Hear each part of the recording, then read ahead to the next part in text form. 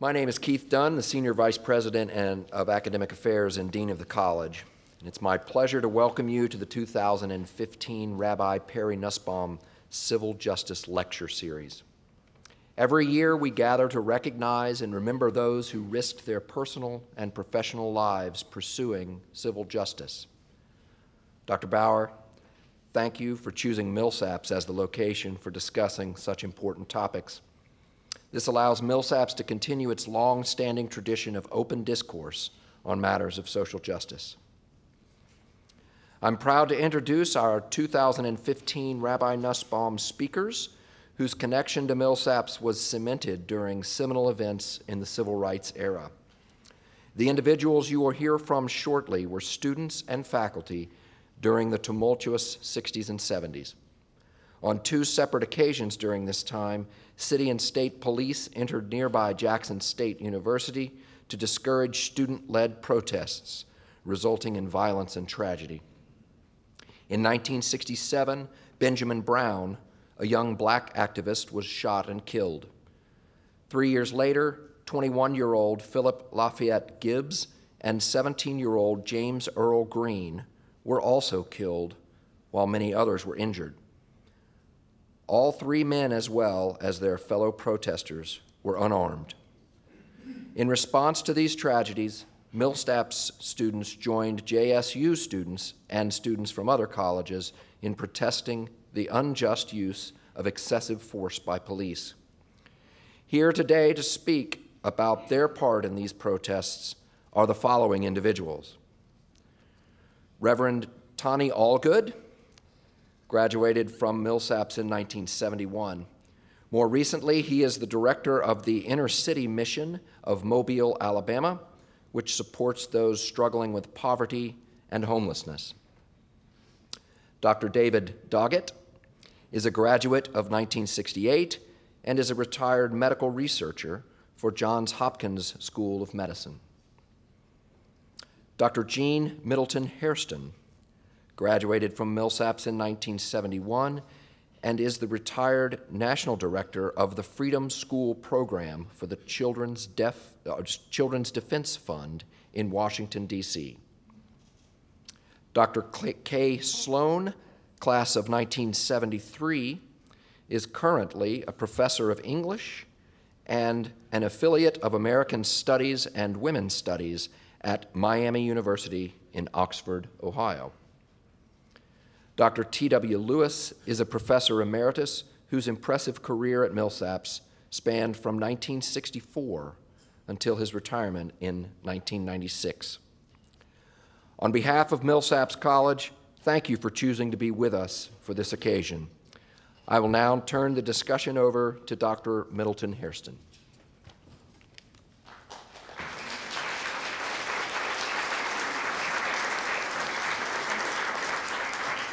Thank you so much, and thank you everyone for joining us. And you know how those of us of our generation, we often change the program just a bit, but as we've been looking out in our audience, Keith, we see so many friends and students who were here with us during the 60s and 70s, and we are mindful that we are only representing all of those students. Some names I had written from Jackson State who I were not sure they would be here, as Lap Baker and others, Warner Buxton, Carl Griffin, but we have Millsaps students here. Please stand. If you were here during these tumultuous times and I see you, please stand and be recognized. Millsaps, Jackson State, Tougaloo, Millsaps, Jackson State, Tougaloo. Oh my God, it's so amazing. Thank you for coming. And now to my prepared remarks. My task is to moderate the panel to keep us all from telling 3 hours of a good lecture in 10 minutes. Because we are most mindful of the people in the room and we want to hear from as many persons, young and older, as possible. We will begin to talk about briefly our experience at Millsaps, the lessons learned, and how we can dialogue and reflect and learn more as we continue to teach. And we think it's particularly important, and we're humbled because we are in the 150th anniversary celebration of this college, and we want to do all we can through the Nussbaum Lecture and other great things the college does to promote civil justice for all people in our country. That's so much a part of our heritage. So let me move with our first speaker, Dr. David Doggett.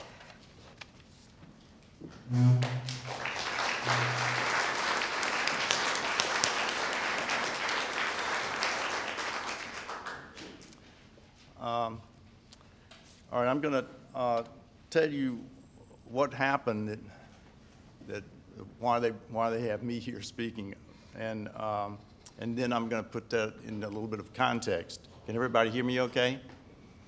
In 1967, there was a disturbance at Jackson State, and as best as we can figure out what started it,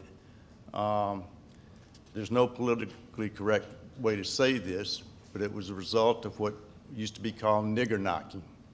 And that's where white young men get drunk, and they drive through black sections of town, and they throw rocks and bottles, sometimes try to hit people with a baseball bat. So that's one of the things that happened. Now there's historians looking at it say, well, some of the Jackson State students were throwing at cars going by. I have no doubt whatsoever who started that, because I grew up in small towns in North Mississippi. I knew white kids that did exactly that, so I have no trouble believing exactly what happened. Well, as a result of that, that disturbance went into the night. The Jackson police went into there and had confrontations with the students, and Benjamin Brown, who was a local civil rights worker, was shot in the back. We believe that some police just recognized who he was and shot him. The next morning, Lee Makinson and I found out about it, and it was all over the news, of course, and we said, we're going to have to demonstrate, we're going to have to protest this, even if it's just you and me. And we went out and we spread the word, and we actually, I hesitate to say that we actually organized it. We just started the word, and people organized themselves. And we ended up with 23 people, 21 students and a couple of alumni, Steve and Lana Cannon.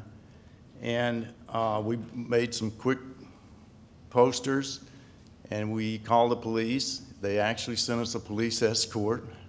And we walked on the sidewalk down, we went down West Street, walked around the governor's mansion a little bit, and down Capitol Street, and I believe we came back up West Street. I'm not sure about that. And I can just say that the people downtown were absolutely shocked to see white students. We were all white students marching, and for that purpose. We came back to campus, and there was a confrontation with conservative students in front of the student union, the tree that grows there. We call it the potted plant. They were upset because one of our posters said, "Millsaps mourns the death of Benjamin Brown." We actually didn't monitor what our posters said. We probably would have not had that one, because they felt that we didn't represent the whole school and that that was false. So we had a debate about that. Lee jumped up by the tree and debated with him about it, and basically said, okay, well, are you not sad that this happened? So that's what happened. And I have some actual photos of it, courtesy of the Sovereignty Commission, which took some pretty good pictures of us. So that's I'm number 2 there. That's Benny McGee, number 1. That's Gary Brooks behind him, and Carolyn Davis behind him, and Doug Rogers. That's Jim Wade. Jim Wade was the president of the junior class and on the football team. I was shocked when he showed up and marched with us. In fact, I was shocked at a lot of people that showed up. They surprised me.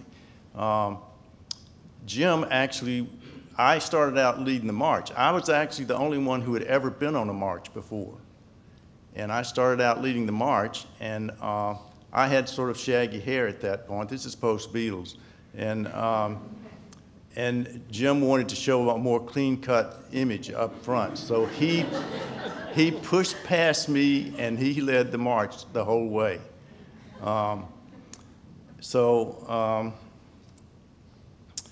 That's Sue Barnes and Carolyn Davis, Doug Rogers, Mike Gwynn.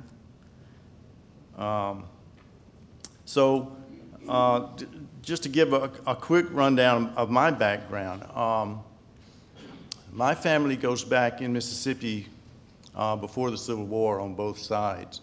And I had ancestors who owned slaves and fought and died in the war. And I had some ancestors who opposed the war, opposed slavery, and didn't volunteer. So there's always two sides here. And that's one of the points I want to make. My father was one of 6 brothers and sisters from Kossuth, which is just outside of Corinth. They all 6 came to Millsaps. His older brother was editor of the Purple and White and swapped some stuff with the Jackson daily papers at that time. This was back in the Depression. My father was a Methodist minister all over North Mississippi. I came down here to Millsaps, and I got involved in the Civil Rights Movement, made connections here in Jackson, and was a member of the Southern Student Organizing Committee, which was a South-wide group that was affiliated with Students for a Democratic Society, and that also was formed from white Southern students who were involved with SNCC, Southern Student Nonviolent Coordinating Committee. And then after the march in '67 and a little bit of other stuff here at Millsaps, we had a Progressive Student Association. When I graduated in 1968, I started a newspaper called the Kudzu, and we published from '68 to '72. And what I want to emphasize here is that there's this lost, forgotten, and hidden tradition of white people in Mississippi and the South who have fought the status quo all along, starting back before the Civil War. There were abolitionists here. There's a movie that's coming out with Matthew McConaughey about the Free State of Jones. That should be real interesting to see how Hollywood treats that. But this history is, so much of it is lost or even hidden by people. I found out that I had ancestors after the Civil War. Their house was burned down because they refused to join the Ku Klux Klan. Not even that they opposed the Klan, they just refused to join, and their house was burned down. So there's a lot of history that we need to unearth and bring forward. The reason is not to pat white Mississippi on the back, which it scarcely deserves, but the reason is because it is a real thing, it really existed, it's mostly forgotten, and it's a counter to the overwhelming nostalgia that exists for the antebellum South, the hoop skirts, and the mansions, all of which was provided by slaves. And this is a counter history that people should know about. Especially white people should know that they have another tradition here that's not just about waving the rebel flag, which never stood for all of the people in Mississippi. It didn't stand for the black people, of course, and it didn't stand for moderate and progressive white people. It stood for a 4-year regime that was traitorous and that was slave owners and supporters of slavery. That's what all of that stuff stands for. It does not stand for the region of the South, does not stand for the Southern people. And I guess that's the main point that I want to emphasize here, that we need to bring this tradition back and present it to young people and say, this is an example for you. And if we can figure out how these people arose from the Mississippi that everybody knows, it could help us figure out how to get more people like that now and in the future. Because white people caused this problem, and they have to participate in fixing it. Black people cannot fix the huge problem that we have by themselves. So we need to call on this tradition to help us figure out how to move forward.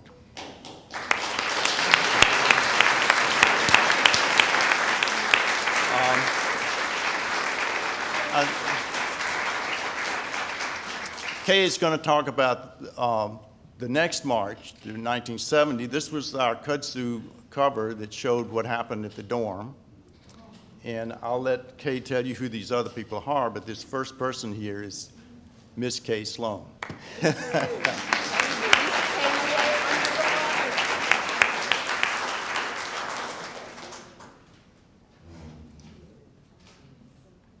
Yes. Yes. That better?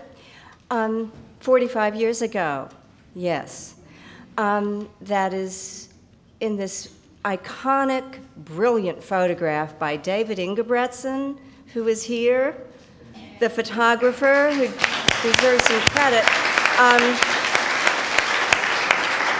And I'll tell you, it is very easy to segue from David's talk, from his words, because the kudzu, when I was growing up in working class South Jackson and going to racist, all-white Wingfield High School, to learn that the kudzu existed was dynamite. I mean, it meant there was someone out there not only feeling what I was feeling, but doing it. And Mike Castle, Bill Rusk, David, and any other kudzu staffers out there? Bravo to you, really. Well, back onto my notes. Growing up in South Jackson, I didn't have a role model for the kinds of ideas I formulated as a child, and I don't know where they come from. What David is talking about this tradition of white Mississippians who resisted the status quo, I didn't know about that. What I did know about in the spring of 1963, when Ann Moody and Joan Trumpauer and other Tougaloo students and professors sat in at the Woolworth counter downtown and had ketchup and mustard and sugar poured over their heads for their very nonviolent effort to express their rights. There was a girl in the 5th grade in the lunch line as we were leaving, started laughing about her brother's experience the day before. He was a Central High School student, and you should have seen them sitting there. Her brother was one of them, pouring the sugar and the mustard and the ketchup. And that afternoon when I got home and saw my parents' Jackson Daily News, there was a photograph of that. And I could not laugh. And I was about the only one who didn't laugh at my classmates' telling of that story. And at that point, I knew I was right. You know, I was raised in a Southern Baptist church, but I took it literally. Do unto others as you would have done. Came away from the church, but anyway, you know, to discover then in high school the kudzu, and then to arrive my first year at Millsaps, and I was in the ironing room studying for final exams in Franklin Hall when I heard the sirens and wondered what the heck had happened. It was 1 a.m. It was Jackson State. the killings at Jackson State. We found out the next morning. There was no question in my mind when the seemed to be spontaneous march occurred that of course I would go. There was no, it was as if there were finally a community around me. But the question I think now is, now that we know this, we know our history, we know what happened, what do we know? And more importantly, what do we do? I teach at Miami of Ohio, and I teach a course I love to teach on the South, and a big chunk of it is on the civil rights movement. And I use that photograph, that iconic photograph of that Woolworth sit-in, and ask my students, invite them to choose one of those faces and be that person. It's what I call empathy exercises that I later published in an anthology of teaching techniques. But then write about it. What is that person thinking, feeling, and from the first person? And I get some very interesting results, but I think those empathy exercises, as I call them, are useful in all parts of our lives. So that's one thing that I do. The other is when Wingfield had its 40th high school reunion a few years back, I knew I couldn't go because of the Facebook postings. There were a lot of Tea Party kinds of thinking.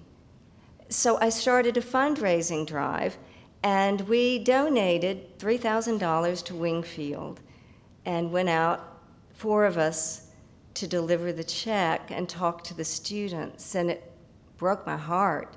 But what we need to do now is do what we can given who we are, who we know ourselves to be.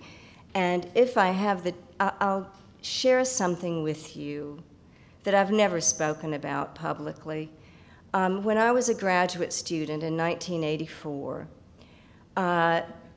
in Austin, Texas, I was having dinner, it was a date, and outside the windows I could see 2 policemen with their clubs drawn, with 2 terrified Hispanic teenage boys. And something I couldn't watch that. I walked outside and I said, "What's going on?" The response was, "If you don't go back in, we'll arrest you too." And I said, "On what charges?" I truly didn't know. The response is permanent damage to my ribs. He handcuffed me, took me down to the jail along with that Hispanic kid.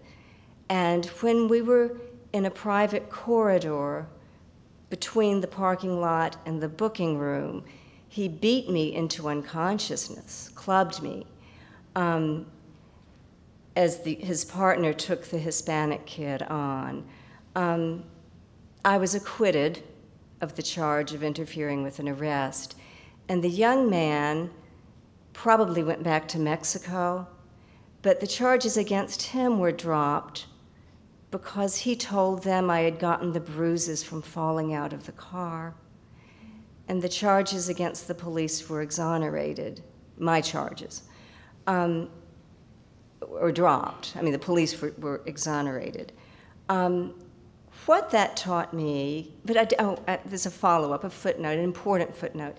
In the next week or so, as I was living a kind of paranoid life, I had a phone call, and it was someone looking for Susan, which is my first name and never used, but it was in a Hispanic accent. And I said, "To whom do you wish to speak?" And he said, "To my sister."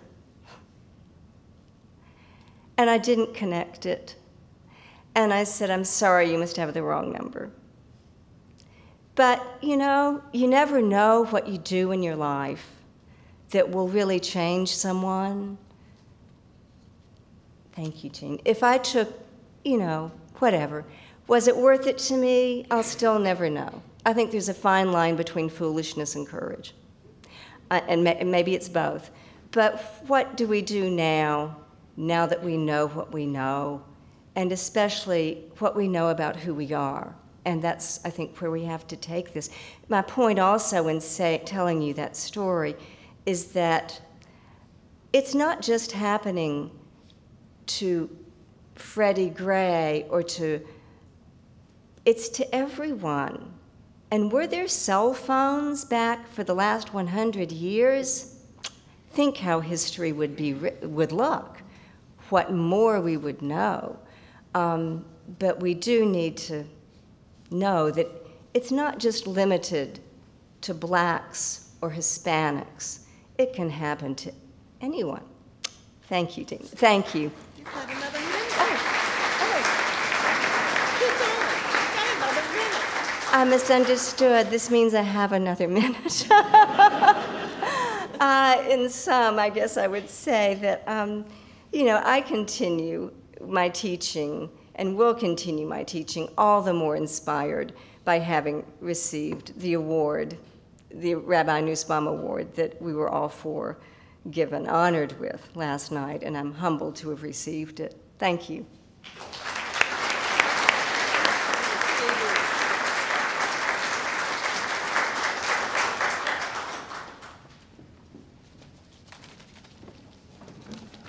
Good afternoon.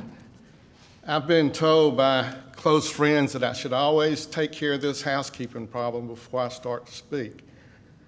I'm not nervous, but I do tremor. It's essential tremors, nothing serious. My children at the mission are always very concerned, and what comes up comes out of their mouth. One little boy, 4 years old, ran up to me and said, Reverend Algood, why is your hand vibrating?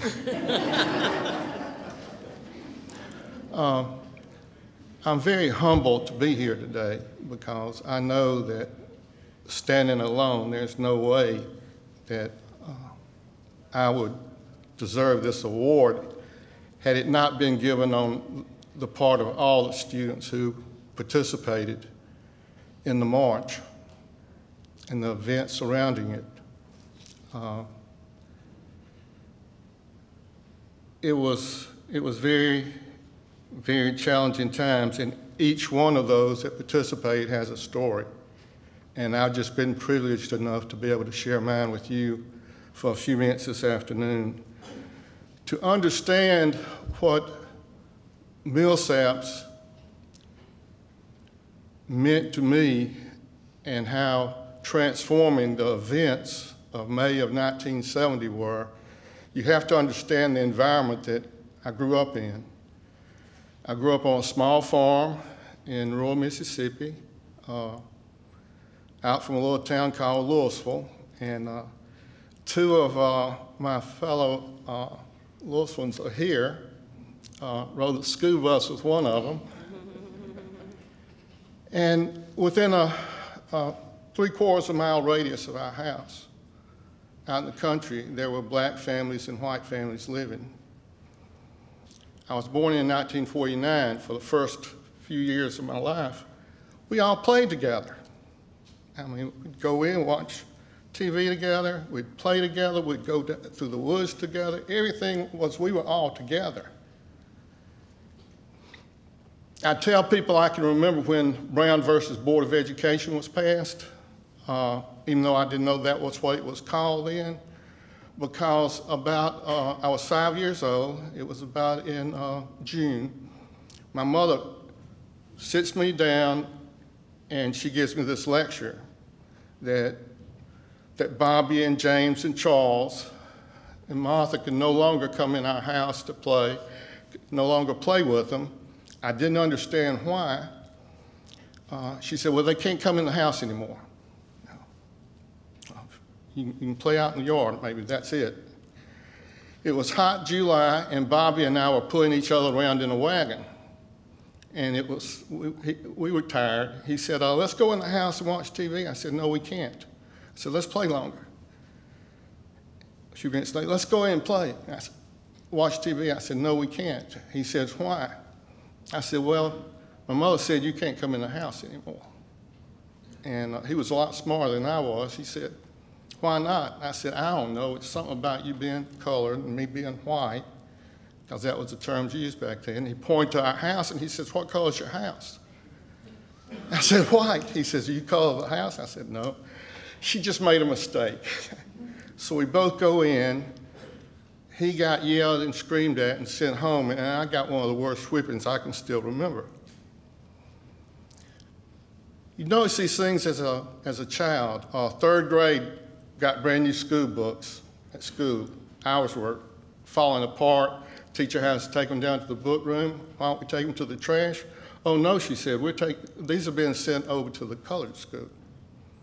Our buses, once they were worn out, were then sent over to the black school. And then I would hear the same white racists say, oh, you can't give them anything. They don't know how to take care of it. Summer of '66, I decided to go into the ministry. Reverend Prince Gordon was our senior, was our pastor then. And he and I had a lot of conversations.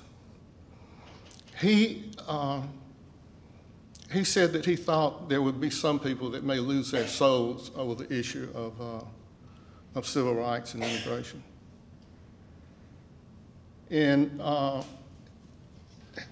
the only reason I went to Millsaps was really because of him. I was going to be a minister. You go to Millsaps, so be it.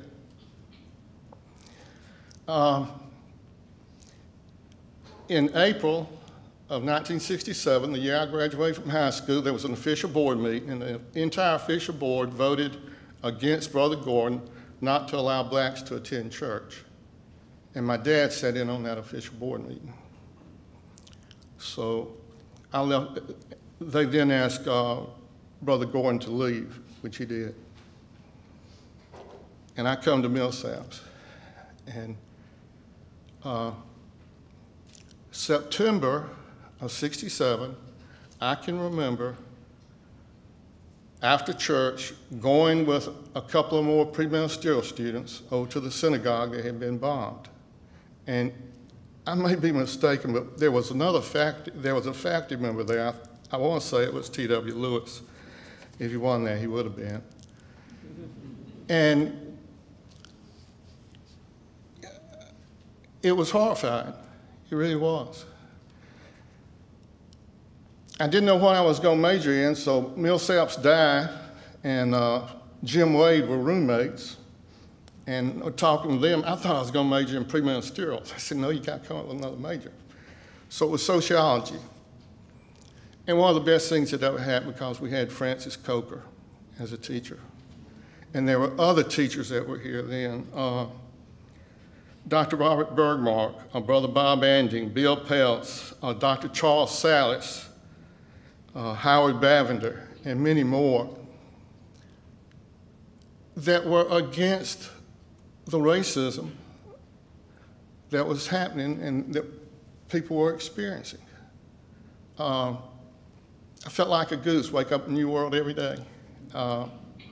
You had Francis Coker has to read Richard Wright, Black Boy, the autobiography of Malcolm X, and put us into experiences outside the school, going and tutoring at a local black elementary school that needed tutors. And the war was going on. And I did apply for a CO, conscientious objector, and there were folks that supported that, staff that supported that, and all. I went before my draft board, and they asked why I was majoring in. And I told them, the head of the draft board said she'd been told that no student going off to college should be able to take a sociology course. He'd teach you to be atheistic or communistic. I assured them that I was not an atheist. I didn't get my CO.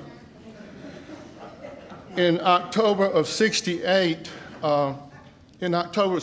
John Scott, his mother was Jane Scott, she was a former recipient of the Nussbaum Award, came and wanted me to help staff a booth for Mississippi Council on Human Relations at the State Fair. I said, sure. I was planning on going home, but I'll change my plan, go home next weekend. So I called home and told them. And as it turned out,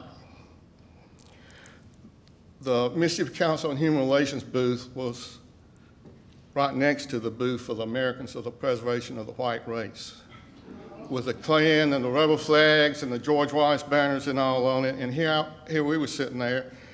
It was a black student, she was from Tougaloo, and myself staffing the booth. Went home the next weekend, and after dinner on Sunday, my mother looks over at my dad and says, "Are you going to ask him about the article?" And I knew something was wrong.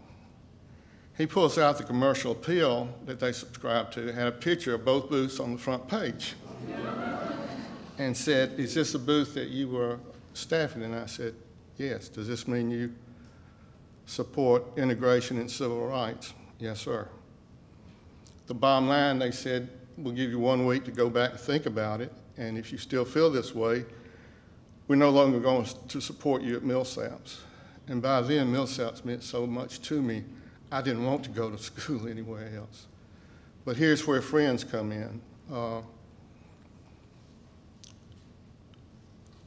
Willie Zell, Freddie Zell. Hey, Frank. It was their parents that, excuse me, they gave me a job at their mattress factory. So I worked all the way through. I worked one summer with Mississippi School Supply Company, Eric Herron, he's here. He helped get me that job. When the march came and we were going to participate in it, I went and told the employer, Jackson City Plan Board, that I would no longer be able, that I wouldn't be at work the next day. I had my hours in that week. Why? Well, we're marching, protesting the killing of the students over at Jackson State. If you march, you're going to be fired. And I thought, "You're not going to fire me, I quit." And I did. And I needed that job because I could not go back home that summer. But luckily, the guy I was marching next to was not a student. Found out I had lost my job, and he took me down and introduced me to Rims Barber and Charlie Horwitz and Owen Brooks. And the rest of the summer, I worked here in Jackson doing a lot of other things as far as the civil rights goes. But for me, the summer of 1970 has never ended. The experience that summer and my time at Millsaps taught me that people can change, that organizing against injustice is challenging, extremely difficult, and sometimes unsafe. It can even cause relations to be severed, but new ones will be built. It can also cost us economically, but we cannot afford to be complacent and sit by silent and do nothing. Our future and that of generations to come depends on what we do today. Thank you.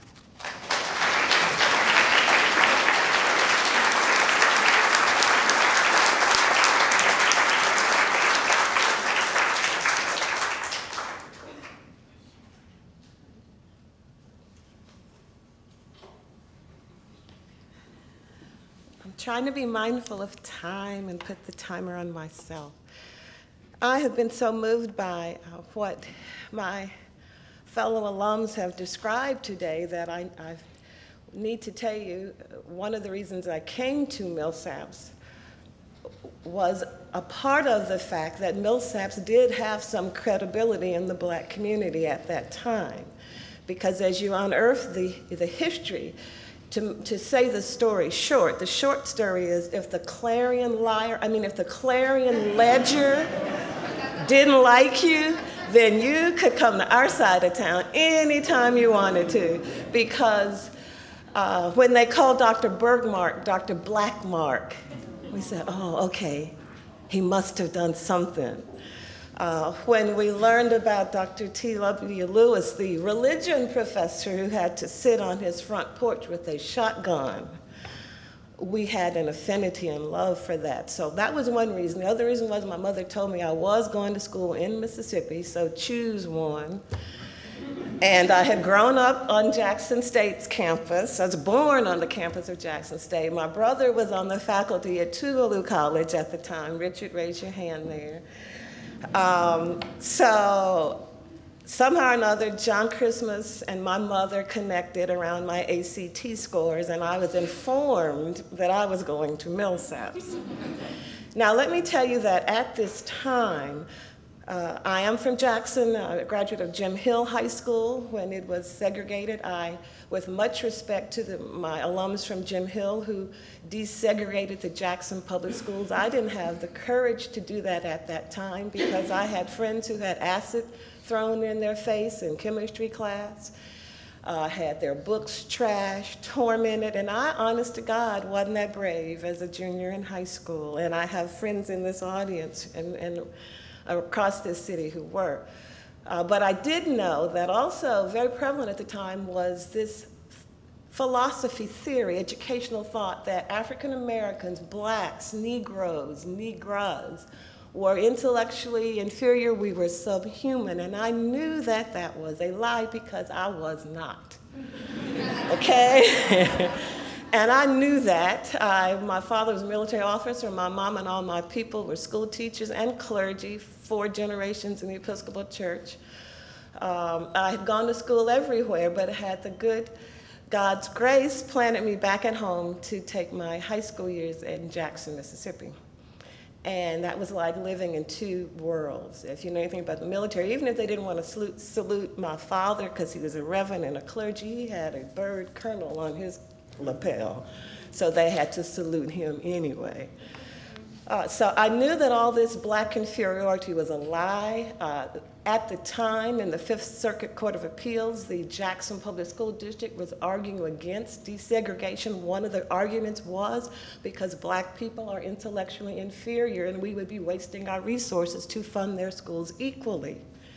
So while Millsaps thought I was a genius in chemistry, I had an A in chemistry. When I came and they wanted me to major in chemistry, I said, but you don't know, at Jim Hill, we had no chemicals in our laboratory. I had a dry cell battery. You know, I was glad to pass the entrance exams in science and math at that time because of the disparate, as Tonny described, the textbooks. We got the old textbooks after they got the new. You wonder why our uniforms might have, the football team might have blue on the top and a green helmet. Well, because you didn't have equal resources at the time.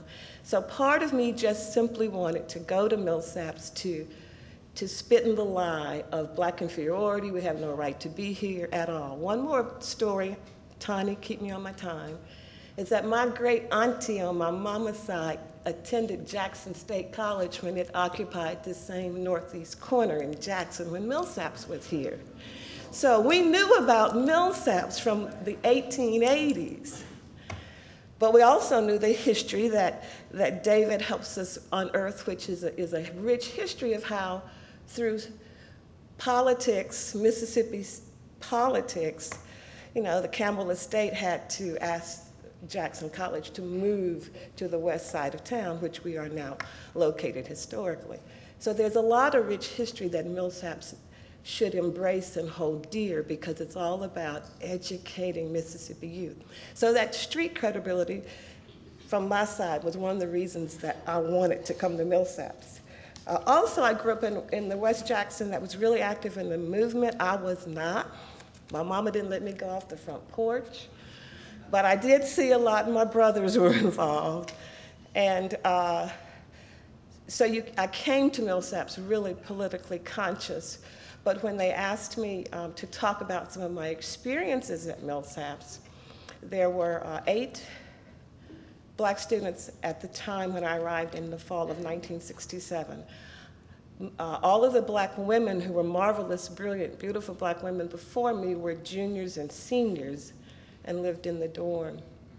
I was the only female, I think, black female in the freshman class.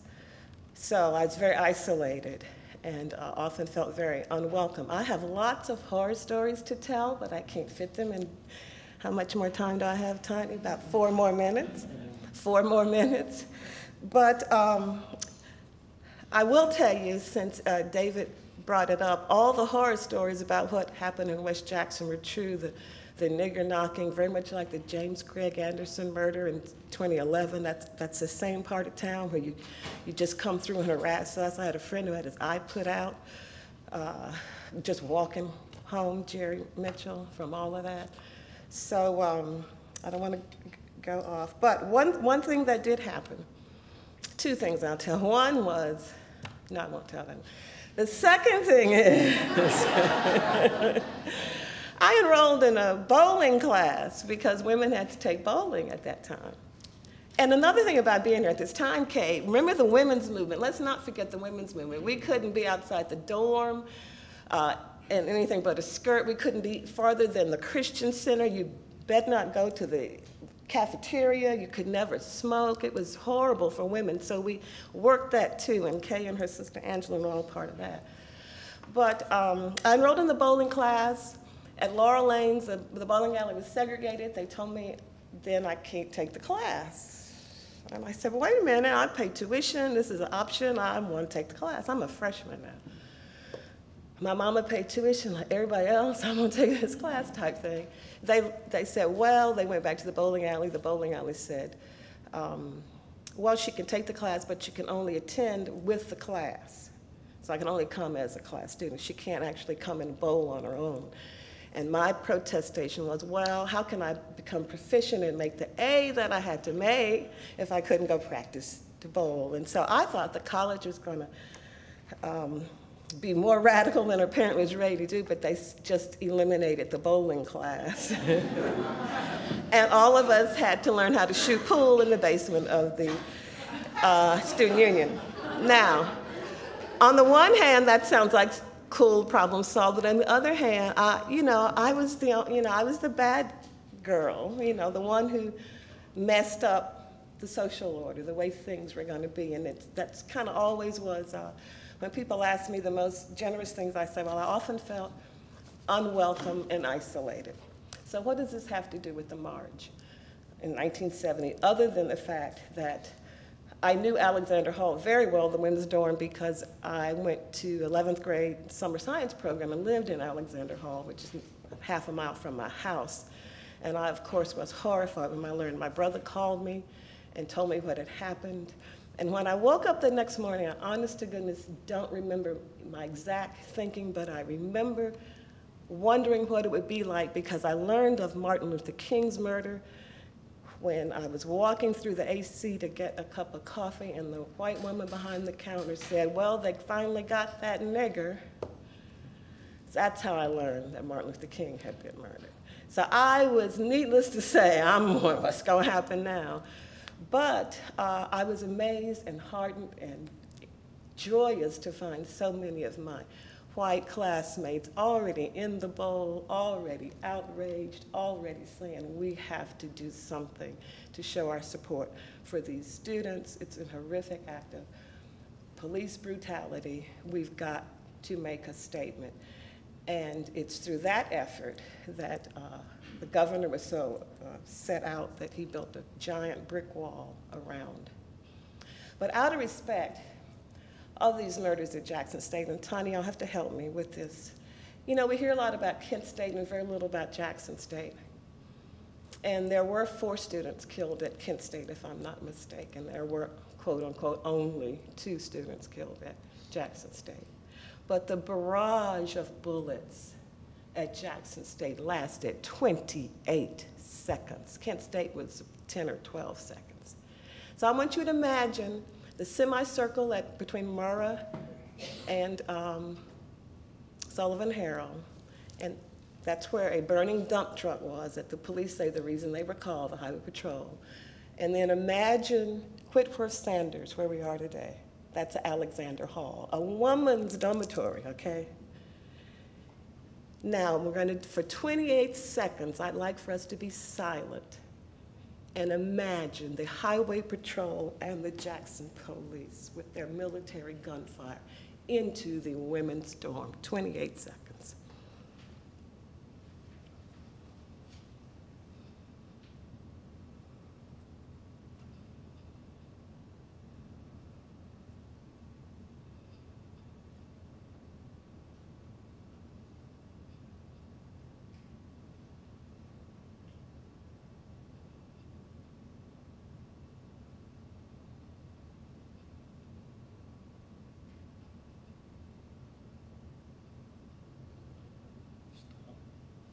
Thank you.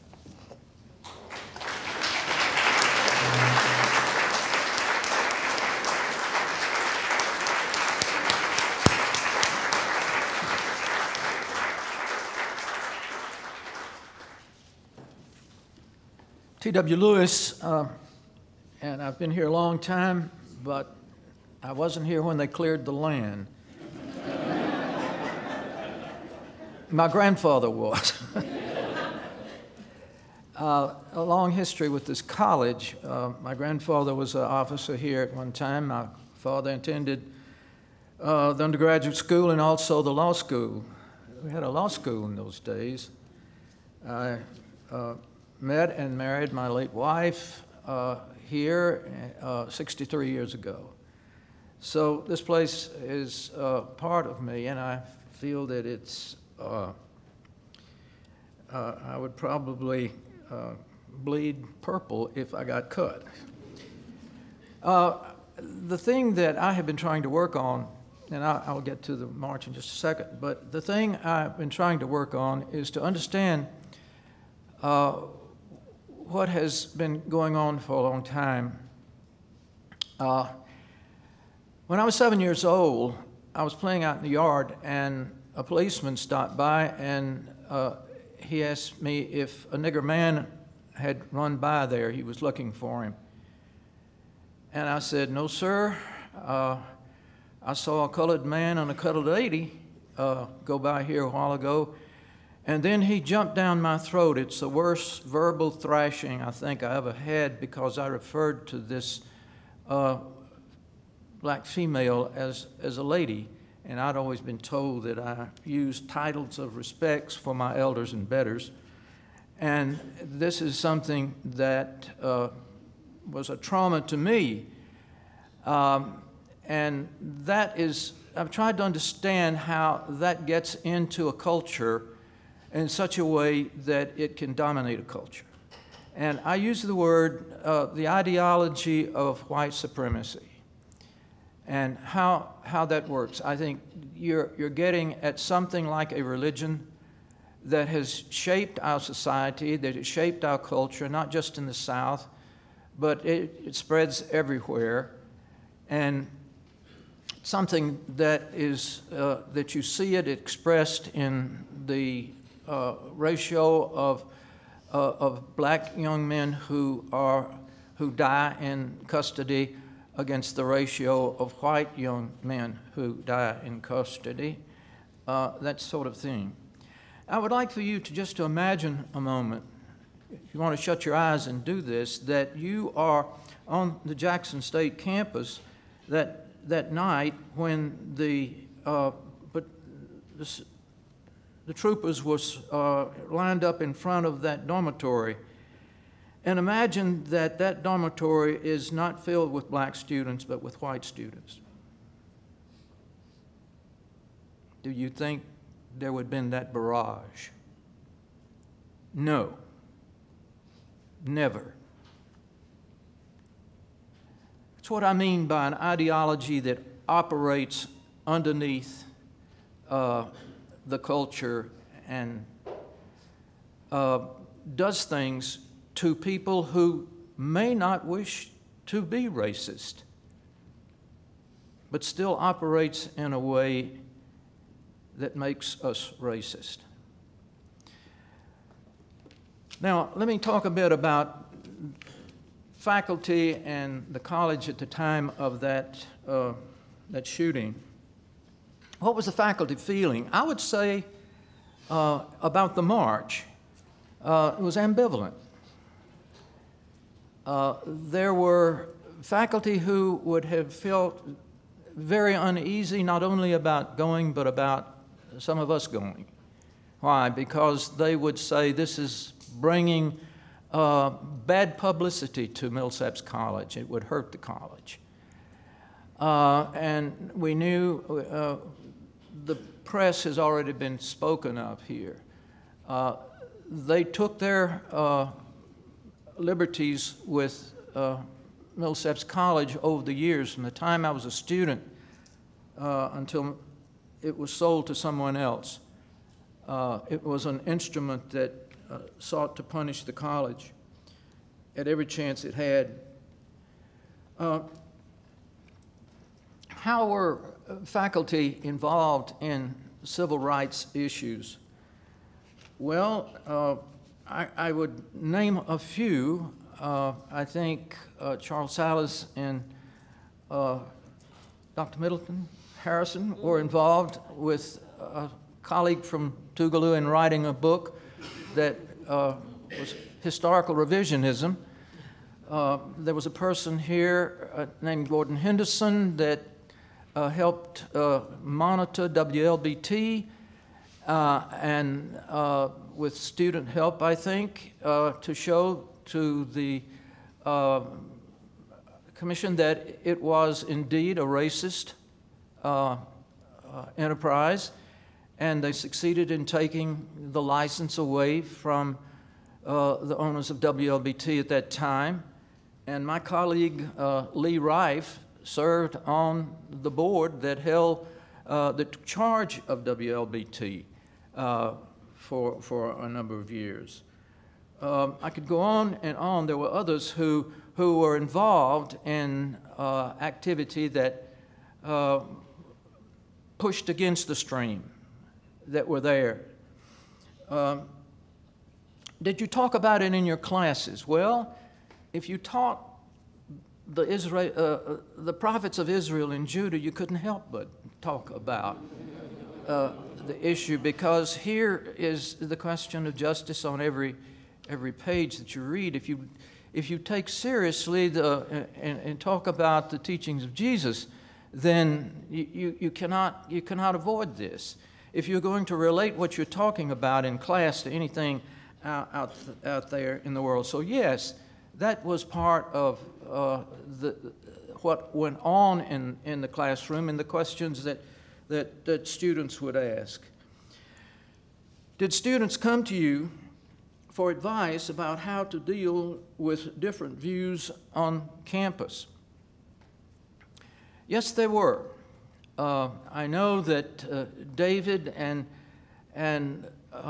Lee Makehamson and others were publishing a paper called the Kudzu that inspired not only Kay but many others. And there were students writing in the paper criticizing them for what they were doing. So if you were a student that you were going to be involved in any way in changing things, there was that reaction, a strong reaction, sometimes bitter, toward those who would step out. So this is something that has always made me very proud that we had students here with that kind of conscience and who were not only feeling it, but were acting on the basis of it. What about students facing up to the question of the march themselves? How many of them came to you? Well, there was one person who came to me and she sat down and she'd never been involved in anything like this. This was not a radical student. As a matter of fact, she was a member of a Chi Omega sorority, and I always thought that she dressed immaculately. And so when she came and raised the question, she said, "Should I go on that march?" And I said to her, "Well, that's your decision. I can't make that decision for you." And she went. And later on, she told me how much it had meant. So yesterday, when I knew that we were going to be doing this, or the day before, I emailed her to tell her that some of her colleagues on that march were going to be here today talking about what it was like, and would she like for me to say anything on her behalf? And she said, "Yes, please do." And I want to read what she wrote me. She sent me an email. She says, "Although my presence among the numbers, among the marchers, was seemingly insignificant, it was very important to who I am today. Being a part of that group, standing for what was right on that day, was a crucial part of my journey in recognizing the culture and history that continue to affect me. I'm still on that journey, and she was a school teacher for some 30 years in her county, a public school teacher. She says, the past 3 years I have been a member of a group led by the William Winter Institute working for racial understanding and unity in West Point. So I would say to you who organized that march, you have changed the lives. You were transformers, and you touched lives that we probably don't know about in ways. Finally, I've got to stop now. Well, you can do finally. Okay, fine. You're Dr. Lewis. What can I say? One of the pictures, and he has been mentioned, David mentioned him, Jimmy Wade, who wanted to lead, get in front of David because David looked more radical than he did, and on that 67 march. Well, for some reason, Jimmy missed the 70 march, the march protesting that. And he came to my office and he says, Dr. Lewis, I'm terribly upset. I wanted to march with them, but somehow I missed it. I wasn't here when they started. And I said, well, what do you want to do about it, Jimmy? He says, I want to march. And we decided that he wanted to get out in the street and march. So we said, I think it would be safer to go down West Street than State Street. So Jimmy got out in the street, and he marched down to the Capitol. I walked by him on the sidewalk. He said, I want you to go with me. So I went down the sidewalk. He was in the street. We got to the governor's mansion. He walked around the governor's mansion, and we came back. I said, do you feel better, Jimmy? He said, yes.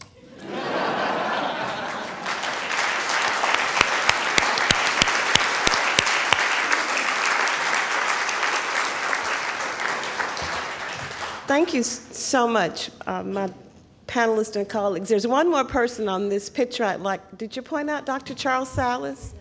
The cool dude in the dark shades? That was the suave Charles Salas. But Charles told me he was concerned, and he decided to go after he realized all the students are going to kind of protect the students, and because he didn't know what might happen to us. And I do want to recognize Lat Baker, who was a student at Jackson State, James Baker. He's right here. He's being modest. He was very instrumental at that time, and we've got time for questions and answers, and you can direct them to the panelist, a particular panelist. And I know some students might have to leave, but the panelists are willing to stay until 1:45. So we've got about 15 minutes for Q&A. So please, Bob, also known as. I just wanted to say how sensational this program is. It's really wonderful. I know all sorts of people I've known for decades around here, wonderful people. There are a few students sprinkled in. I wish a lot more students would hear this. Just one sort of semi-related comment, Jeanne, when you were talking about the desegregation suit for the Jackson schools. I'm sure many people here know it, but some who don't might be interested that was what led when the Nixon administration sided with not having desegregation occur right away, to the famous statement by Attorney General John Mitchell to watch what we do, not what we say, which became the way to understand the Nixon administration. Right. Thank you for that. Thank you. Yes, in the back. Yes, ma'am. You mentioned Bill Peltz, and I'd like to say that Bill Peltz had a great influence on my life. He was an instructor at Millsaps. Bill Peltz and Dear Morton from California founded a group called Southern Media Incorporated. And that was a documentary photography film making group that became under the umbrella of the Poor People's Corporation and the Liberty House Land Grant Cooperatives. At that time, in 1967, I was a civil rights worker working with the Liberty House and the Poor People's Corporation. And Pierre Morton and Bill Peltz were looking for some young people to train in documentary filmmaking and photography, because they realized that even though they wanted to make a documentary about what was happening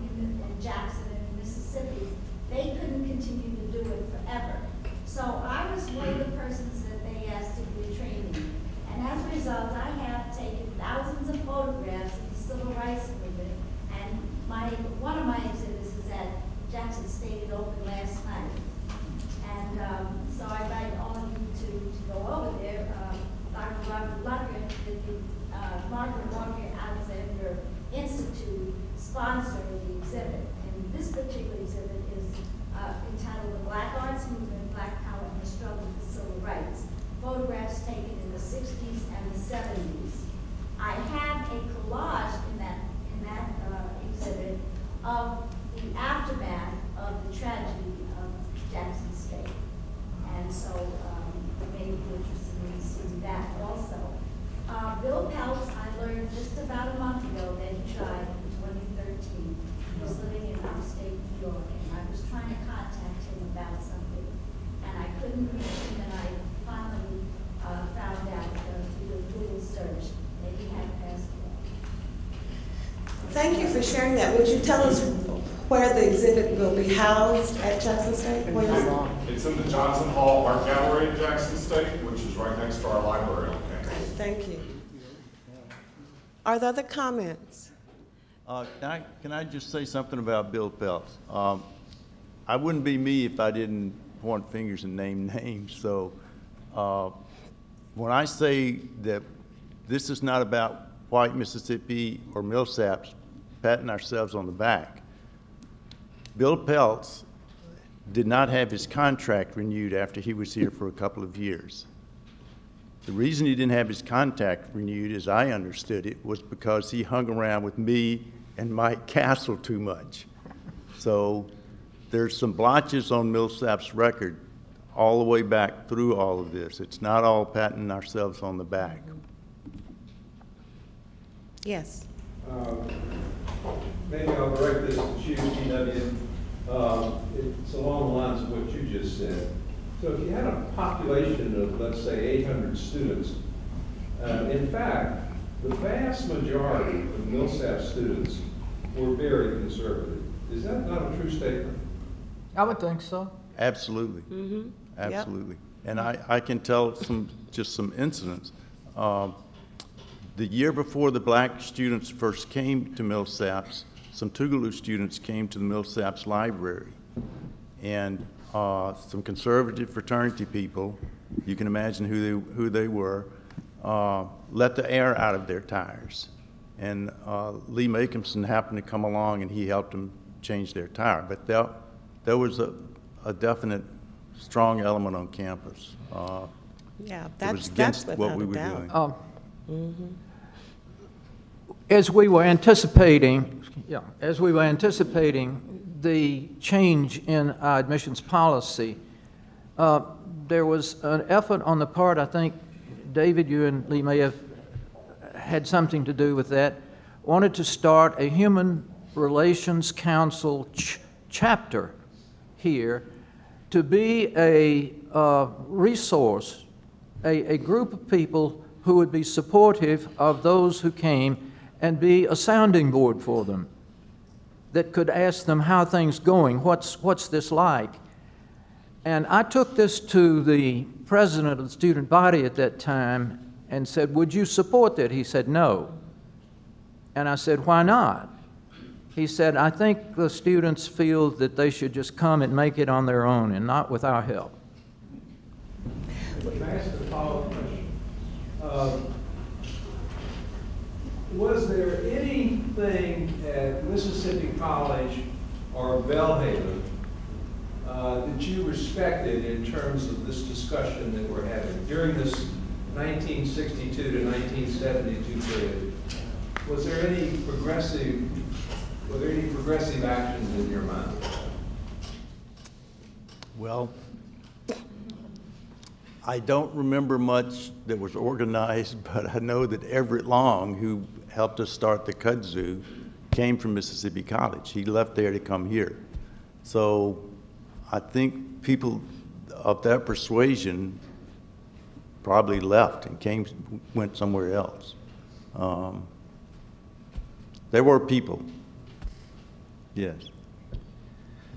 I know of a literature professor there that eventually lost his job.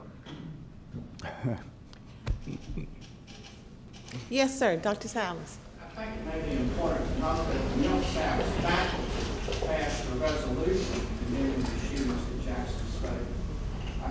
I forget the exact number, but it was something like 30 faculty members voted in favor, 14 against, and there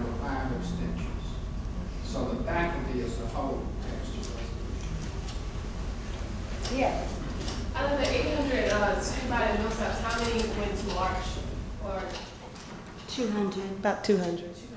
Yeah, there were about 20 on the first march in '67, and by 3 years later, things had grown to the point that there were 200. So that shows you how fast things moved back then. And another point we failed to mention, when the Senate Investigation Committee was coming down to investigate the murders, the city and the state went immediately to try to repair the dormitory. And the word got to students that we don't want to let that happen because it'll be a whitewash and a lie. And so somehow we got the word. I was one of the white students from Millsaps came, and they're thinking, what the thinking was, and Lap, you correct me if I'm wrong, is that if you have some white students over here, maybe they won't shoot and murder us again. And so it was a difficult time. I'm glad, if I can add to that, what Jeanne just said.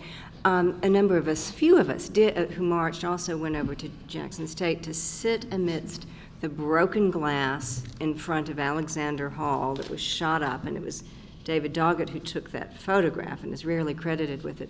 But that was an even more chilling experience for a lot of us. We had exams that week, and it was 1 o'clock in the morning. I'm up studying for exams, and had an 8 o'clock exam in Francis Coker's class. There was a knock on my apartment door, and went to the door, and it was 2 students from Jackson State that we'd been working with. And that's when they told us they were going to come and pull the windows down. And they wanted us to get some Millsaps students to go over there and sit around the dorm. And I had a '63 Volkswagen convertible and put the top down so we could get more people in it. I think we had so many people in there. I had it pressed to the floor and it was creeping along. But we went over there, and it was dark when we got there, and the police and the highway patrol were down the street. And like Kay said, I had it would not have surprised me had they moved in and started open fire, even though that white students were there. And they reached an agreement. The news media showed up, and Charles Evers was there, and agreed to leave the windows up. Excuse me just a second. Went back to class. I went in 30 minutes late. And Francis Coker says, "What in the world? Did you oversleep?" And I said, "No." I told her where I'd been. I know she'll forget to this day the expression on her face. She thanked me and handed me my exam and told me to take full time. And to have that kind of affirmation from her meant the world. I just wanted to add that those of us who went to Jackson State to sit in until we were convinced the evidence was out there, waited until 3 senators came, and it was Senator Birchby, Mondale, and I think the third was Kennedy, but I'm not, Ted Kennedy, but I'm not sure. It wasn't Kennedy, it was Humphrey and Adam Clayton Powell, Humphrey. There's a wonderful book, Flint Street, by James Spofford. He tells the whole story. Okay. No, that was that was why we left. When we finally left, is when we knew there was. And all of the evidence indicated that there was no sniper at all. There was no sniper. They called it the unseen sniper. Is always the excuse they use, and that they heard something drop, a loud bang, and that's what precipitated the murders. I got Lap and I got my minister. Who wants to go first? No, go on. You're our guest, though.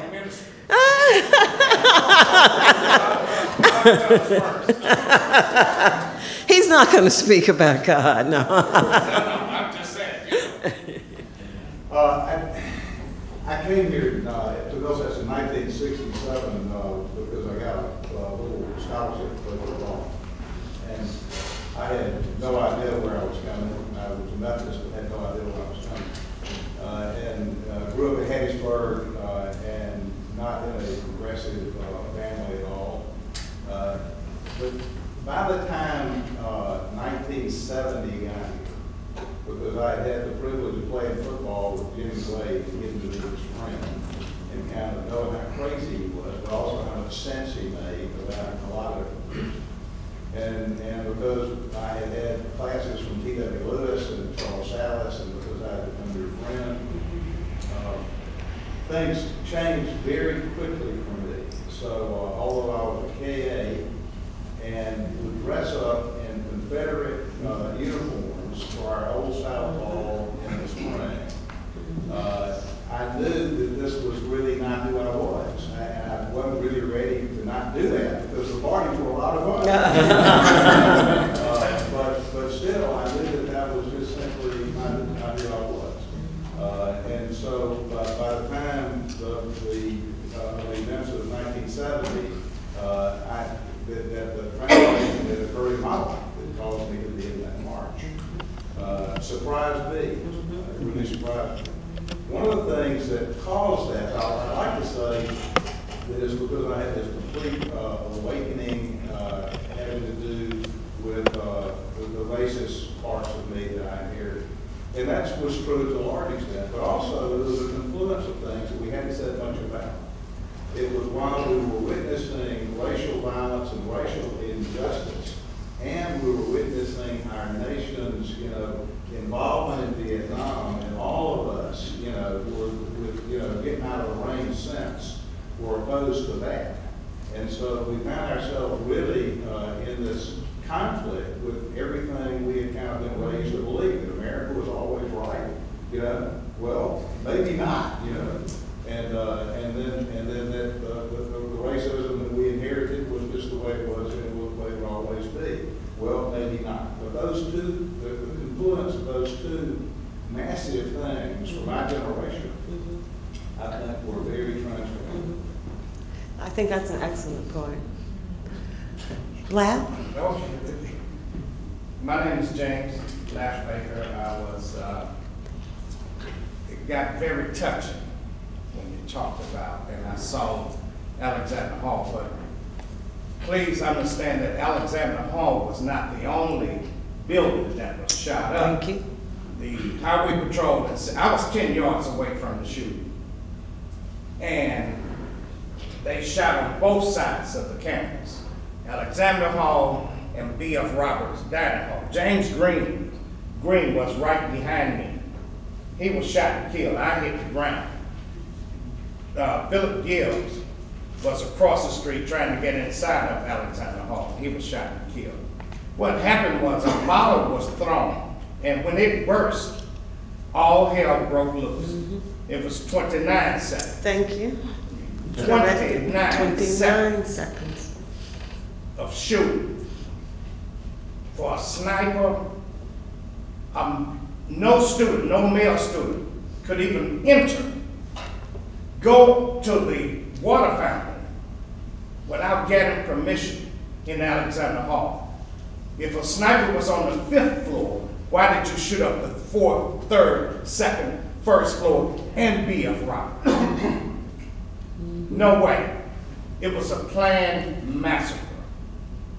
But I want to say this, because I get very emotional when I reflect back, and Maggie Wade asked me, she interviewed me about 3 years ago. She said, should they move the bullet holes? I said, no, leave them there. Don't remove anything, because too much has been attempted to be removed as it is. Don't remove anything. Let it stay so people can understand and know what happened here. Because as history states in itself, that history sometimes repeats itself. It repeats itself. So we have to be very cautious about that. But let me throw some positive. Last night and today, they have been the most brilliant, joyful, knowledgeable, inspiring moments. I was at Jackson State, and although I don't think you mentioned your name, it's Dr. Derby, am I correct? Lord have mercy. You and Dr. Nikki Giovanni, it was extraordinary. Extraordinary. I am very serious, very knowledgeable, very worthwhile. Students should get more involved into what's going on. More involved. And I think that was Dr. Helen Barnes sitting next to you. Was it? Dr. Barnes, you might not remember me, but I moved back to this state in 1977. I'm going to throw one name out, the Mississippi Health Systems Agency. I was the person who wrote the health plans for the state for 10 years. The first time a black had ever done that, and it's the first and only time that a black has ever done it, because no one has done it since. So thank you very much, and I played football in Picayune too.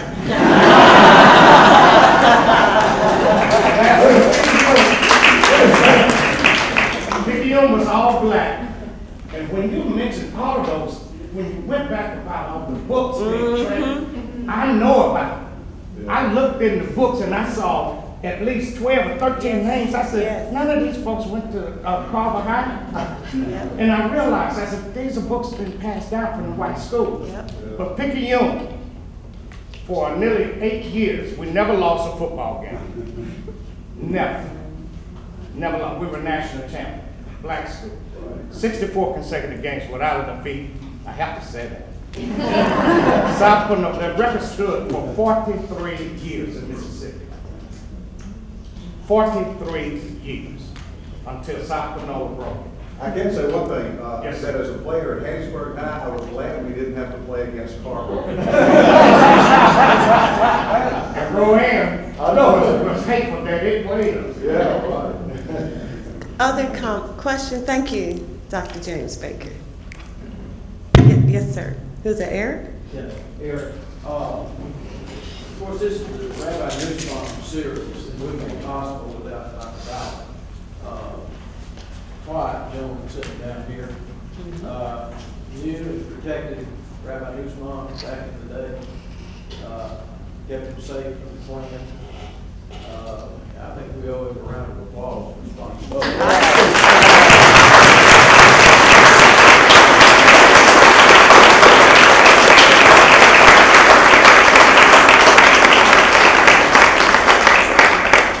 I would never pretend to speak for Perry Nussbaum, although I did have the honor and privileges of spending the last 10 years of his existence in Mississippi with us. And then I followed him for another 10 years after he was placed into exile in San Diego. All I can say is this session today and others, the other honorees that this Nussbaum Award made, does continue on with the spirit of what Perry was all about. Racial equality, social justice, and equality of all human beings. This was Perry's entire theme, and he paid dearly for that. And we've got to continue with that movement. It ain't over. No, it's over. No, but it'll go on for a while. Thank you for those comments and for all of you that you do. Thank you. We're going to ask, we have one more question, and we're getting ready to close out. I'm sorry, I'm so late. But I guess this is for all the younger ones here. I mean, everybody here is pretty young, so.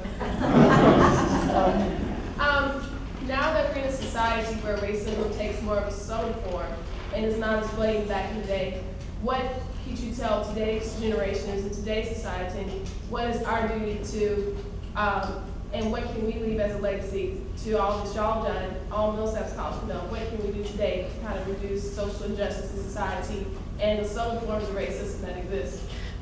I have two suggestions.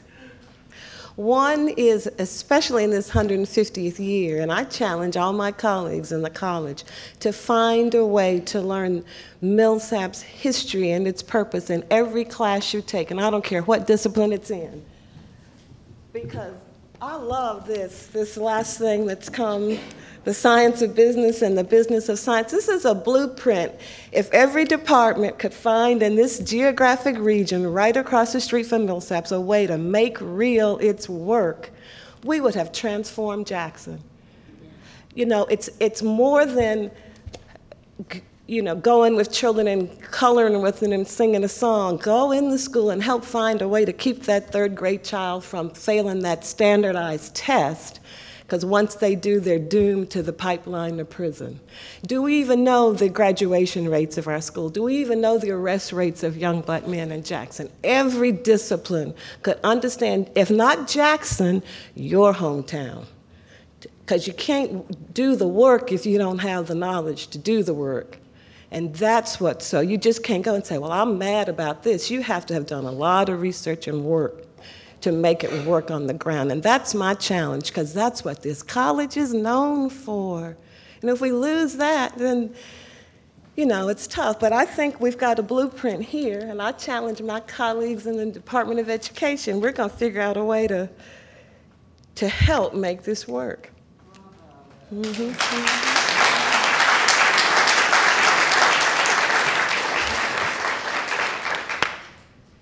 And don't be ashamed. I'm so excited about the movie about the Free State of Jones. I learned about the Free State of Jones under Charles Salas. When I found out there were white people who seceded from the Confederacy, I said, oh, I like those guys. Charles and I taught one time, there was a student in our class who was from a family who helped get my great-grandfather past the Mississippi bar. I won't call the young man's name because it shocked him. But when I called the name, he kind of flinched. I said it was attorney so-and-so from this city who helped my great-grandfather become the first black lawyer in the state. He flinched. After class, Charles and I asked him why. He said, I just never knew that was Uncle so-and-so. I always wondered why he was the black sheep of the family. There's so much history of white people doing good, and that's part of what Millsaps has to uphold and lift up, because to my mind, from those of us in West Jackson, that's what makes Millsaps great, that you serve the whole community and the whole state, and you're above the petty racial politics that Bilbo and Vardaman so loved. Just so eloquently said. 4 years ago when I went out to Wingfield to give the check and talk to some classes, I mean, the best thing you can do, donate a little bit of your time, be a reading tutor, go out, South Jackson, where I grew up, go out and show these kids that they can overcome economic injustice, you know. Let's give our panelists a big round of applause, please.